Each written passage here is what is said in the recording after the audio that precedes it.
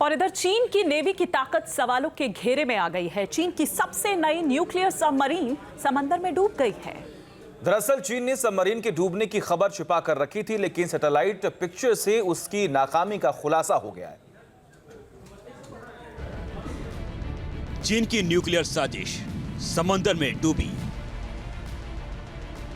Dragon को तगड़ा झटका, राज क्यों छिपाया?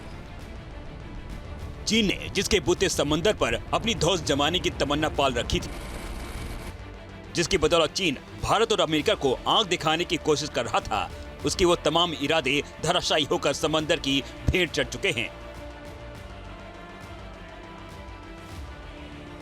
चीन अपनी एक सबसे बड़ी नाकामी को छिपाने की कोशिश कर रहा था, लेकिन इस सैटेलाइट पिक्चर को गौर से देखिए। चीन इस राज को समंदर के सीने में दफन नहीं कर सका। तस्वीरों में दिख रहा है कि हुआन की उचांग शिपयार्ड के पास 4 से 5 क्रेन की मौजूदगी है। दरअसल इन क्रेन के जरिए चीन समंदर में डूब चुके अपने सबमरीन को निकालने के लिए एड़ी चोटी का जोर लगा रहा है। माना जा रहा है कि ये पनडुब्बी मई या जून में डूबी है। चीन ने पिछले 3.5 महीने से सबमरीन के डूबने की खबर दुनिया से छिपा रखी थी। मिल रही जानकारी के मुताबिक ये क्रेन 16 या 17 जून को शिपयार्ड के पास लगाए गए थे, ताकि समंदर में समाधि लेने वाली पनडुब्बी को निकाला जा सके। लेकिन डूबने के बाद भी चीन की यह पनडुब्बी खतरे का सबब बनी हुई है।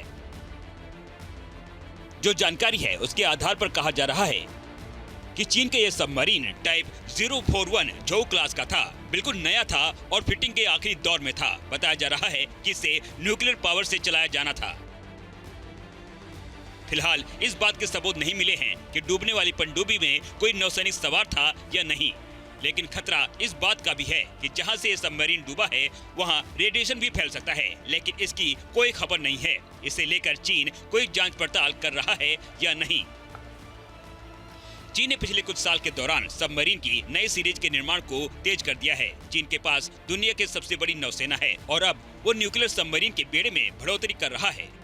पेंटागन की एक रिपोर्ट के मुताबिक चीन के इस बेड़े में 6 न्यूक्लियर पावर्ड अटैकिंग सबमरीन हैं। इसके अलावा 6 परमाणु संचालित बैलिस्टिक मिसाइल सबमरीन और 48 डीजल संचालित सबमरीन हैं। चीन इस कवायद में है कि साल 2035 तक उसके जखीरे में 80 सबमरीन हो जाएं।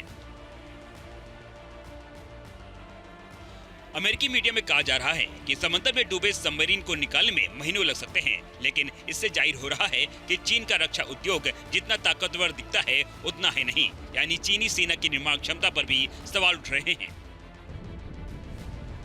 अमेरिकी रिपोर्ट में कहा जा रहा है कि चीन के रक्षा उद्योग में करप्शन की एंट्री हो गई है।